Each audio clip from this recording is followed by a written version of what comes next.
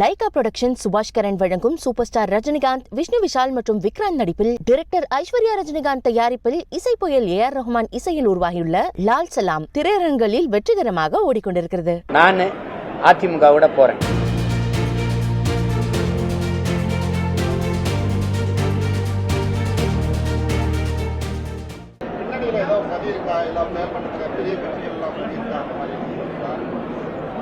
சதிங்கிற வார்த்தை ரொம்ப கடுமையா இருக்கு. ஏதோ ஒரு வேலை இருக்குல்ல, அது எல்லாருக்கும் தெரியுது தானே. அதை போய் பேசிட்டு இருக்க வேண்டியதில்லை. அதை எதிர்கொள்ளக்கூடிய வலிமையும் ஆற்றல் இல்லாம நம்ம இந்த இடத்துக்கு வந்திருக்க முடியாது.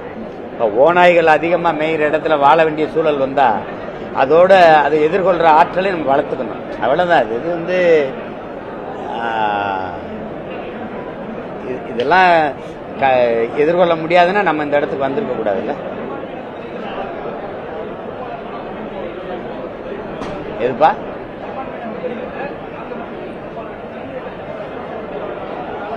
அது வரும், சின்னம் எங்கே போயிடும். சட்டப்படி பார்த்தா, நியாயமா பார்த்தா அது அந்த தேர்தல் விதிமுறை அவங்க கொடுத்துருக்கிற ஒரு வரைவு இருக்குல்ல, அதன்படி பார்த்தா அந்த சின்னம் எனக்கு தான் வரணும். இப்போ நான் உங்களுக்கு ஒன்று சொல்கிறேன். நான் ஏர் உழவன் சின்னம் கேட்டேன், அது ஒரு மாநில கட்சிக்கு கொடுத்துருக்குன்னாங்க. வண்டி சக்கரம் கேட்டேன், அது ஒரு மாநில கட்சிக்கு கொடுத்துருக்குன்னாங்க. அரிக்கன் விளக்கு கேட்டேன், அது ஒரு மாநில கட்சிக்கு கொடுத்துருக்குன்றாங்க. அப்போ எனக்கு கொடுத்த இதை கொண்டு அங்கே வட இந்தியாவில் ஒரு வட மாநிலங்களில் ஒன்றுனா தெரியாது தம்பி. பக்கத்தில் இருக்கிற ஒரு மாநிலத்தில் இருக்கிறவருக்கு ஒரு புதுசாக போய் ஒருத்தர் கட்சி ஆரம்பிச்சுக்கிறாரு. அவர் போட்டி போடுவாரா இல்லையான்னு தெரியாமல் உடனே இப்போ எனக்கெல்லாம் தேர்தலை அறிவித்து ஒரு வாரம் கழிச்சது சின்னமே ஒதுக்குனாங்க. நீங்கள் எதுக்கு இப்போ அதுக்குள்ளே நீங்கள் ஒதுக்கியிருக்கீங்க? அது எனக்கு ஒரு நெருக்கடி கொடுக்கணுங்கிறதா தான். ஏன்னா நான் வழக்குக்கு போகிறேன். நீதிமன்றம் உறுதியே அது எனக்கு தான் தரும். அது என் பக்கம் தான் வரும். அதனால நாங்கள் அது ஒன்றும் தடை பண்ணல. நீங்கள் வேலையை செஞ்சுக்கிட்டு இருங்க, பார்ப்போன்னு விட்டுருவோம்.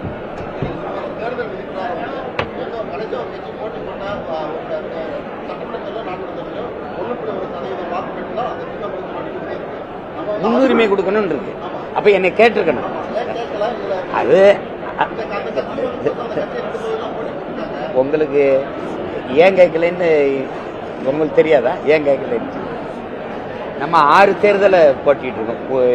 உள்ளாட்சியிலிருந்து இடைத்தேர்தல், பாராளுமன்றம், சட்டமன்றம். அது அவங்க நமக்கு தான் முன்னுரிமை கொடுக்கணும், கொடுப்பாங்க.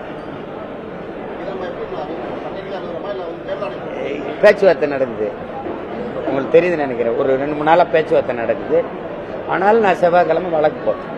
அது பேச்சுவார்த்தை முடிவுக்கு வந்தாலும் வரலைன்னாலும் இது ஒரு முற்று பெறணும்ல. நாளைக்கு எனக்கு வந்தது இன்னொரு இதே மாதிரி ஒருத்தருக்கு பாதிக்கப்படலாம், இதே மாதிரி ஒருத்தர் இன்னொருத்தர் பாதிக்கப்படலாம். அதனால இது ஒரு முற்று வைக்கணும். ஒரு என்னைய கேட்கணும். அவரு போன தடவை சுயேட்சையா நின்றுருக்காரு. எரிவாயு சின்னத்தில் தான் நின்று, எரி காற்று இந்த ஊரில் இருக்குல்ல, அதில் நின்றுருக்காரு. இவங்களாதான் அவர் கொடுத்துருக்க. அவர் கேட்கவே இல்லை அவரு. அப்போ நீங்க யாரு எனக்கு ஒரு இடையூறு பண்ணோம். இப்போ 10 நாளா நீங்க கேட்குறீங்க பாருங்க, நாங்க இந்த சின்னத்தை கொண்டு போறதா வேணாவா? இப்போ ஒரு அழுத்தம் எனக்கு இருக்குல்ல, அதுக்கு தான்.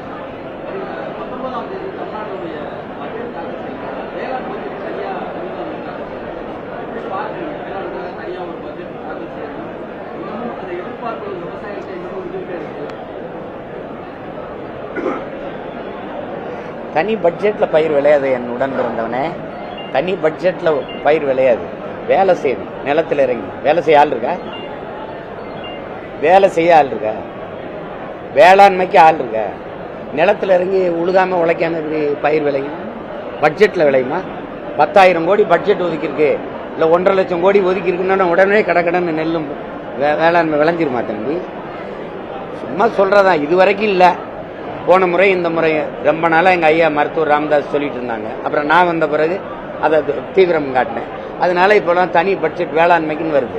செயலாக்கம் பெற்றிருக்கா? போன முறை அறிவிச்ச நிதிநிலை அறிக்கை இருக்குல்ல வேளாண்மைக்குன்னு, அது ஏதாவது செயலாக்கம் பெற்றிருக்கா? அப்ப இந்த அறிக்கைக்கு என்ன வந்துடும்? ஒவ்வொரு முறையும் தேர்தல் அறிக்கை கொடுக்குறீங்க. போன தேர்தல் அறிக்கையில் ஏதாவது பலன் இருக்குதா? இந்த தேர்தல் அறிக்கையும் சேகரிக்கிறேன்றீங்க. அது எங்க தொகுதியில் இருக்கிற மக்கள்கிட்ட போய் பிரச்சனையை கேட்டு கொண்டு வரேன்றீங்க. 39 பாராளுமன்ற உறுப்பினர் நீங்க தான் 5 வருஷம் அந்த தொகுதியில் இருந்துக்கிறீங்க.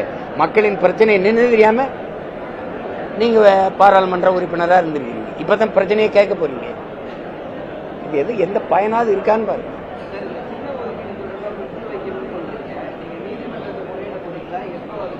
அதான் செவ்வாய்க்கிழமை. இப்போ பேச்சுவார்த்தை 2 நாள் நடக்குது, நாளைக்கு விடுமுறை ஆயிரும். அதனால இப்போ நாளை மறுநாள் இறுதியாக என்னன்னு பார்த்துட்டு அவங்க இன்னும் இவருக்கு ஒதுக்கி இருக்குன்னு அதில் ஏற்றலை. மக்கள் நீதி மையம் இருக்குல்ல, அது அவங்களுக்கு ஒதுக்குன்னு அந்த கை விளக்கு சின்னத்தை வெளியிட்டதுனால அதில் அது வந்துடுச்சு. அதை வச்சு நம்ம தெரிஞ்சுக்கிறோம். இப்போ ஒதுக்கணுங்க அவசியம் இல்லையே. எனக்கெல்லாம் 2016 நான் போட்டியிடும்போது தம்பி தேர்தலை அறிவித்து 1 வாரம் கழிச்சு தான் எனக்கு சின்னமே ஒதுக்குனாங்க. நீங்கள் இன்னும் தேர்தல் தேதி அறிவிக்கல, எதுக்கு அவருக்கு போய் கொடுக்குறீங்க? நான் அவருக்கு எதுக்கு ஒதுக்கணும்? இப்போ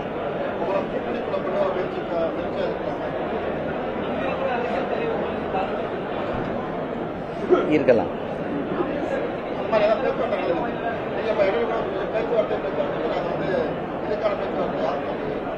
இல்லை, சின்னத்துக்கான பேச்சுவார்த்தை தேர்தல் ஆணையர்களுக்கும் ஆணையத்தில் இருக்கிறவங்களுக்கும் எங்களுக்கும் நடக்குது. எல்லா கட்சிகளும் பேசுறதா தம்பி, உங்களுக்கு தெரியும். இந்த கூட்டணிங்கிறது என்னுடைய கொள்கை முடிவும் உங்களுக்கு தெரியும். நான் தனிச்சு தான் போட்டியிட முடியும், போட்டியிடுவேன்.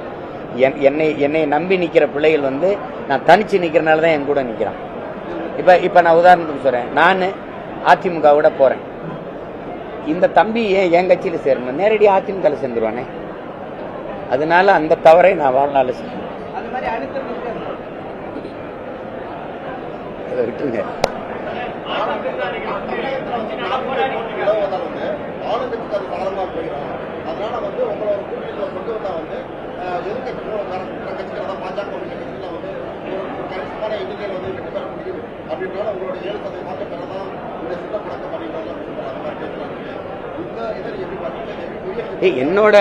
என்னோட விழுக்காடு 7% நீங்க சொல்ல முடியாது.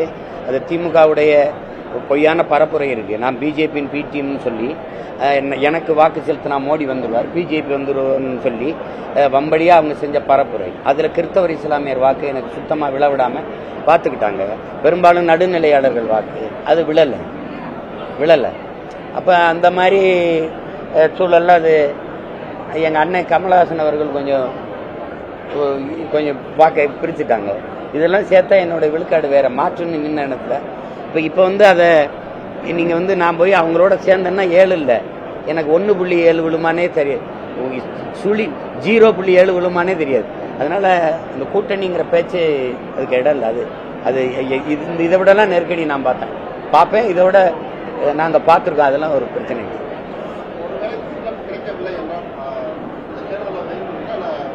கிடைக்கும். நீங்க கிடைக்கவில்லை என்றால் கிடைக்கும்.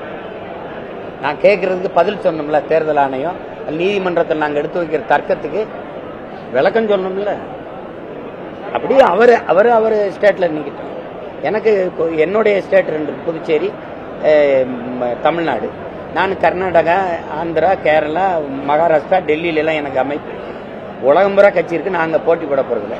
இந்த மாநிலங்களில் போட்டால் அப்போ வேற சின்னத்தில், இப்போ மகாராஷ்டிரா நான் போட்டி போடுறேன்னு வச்சுக்கிறீங்களேன், அங்கே வேற ஒரு சின்னத்தை வாங்கி நின்றுப்பேன். ஆனால் புதுச்சேரியிலையும் தமிழ்நாட்டிலையும் எனக்கு இந்த விவசாய சின்னத்தை ஒதுக்க சொல்லி கேட்பேன். அதில் அவங்களுக்கு ஒன்றும் சிக்கல் இல்லை. லைகா புரொடக்ஷன் சுபாஷ்கரன் வழங்கும் சூப்பர் ஸ்டார் ரஜினிகாந்த், விஷ்ணு விஷால் மற்றும் விக்ராந்த் நடிப்பில் டைரக்டர் ஐஸ்வர்யா ரஜினிகாந்த் தயாரிப்பில் இசை புயல் AR ரஹ்மான் இசையில் உருவாகியுள்ள லால் சலாம் திரையரங்குகளில் வெற்றிகரமாக ஓடிக்கொண்டிருக்கிறது.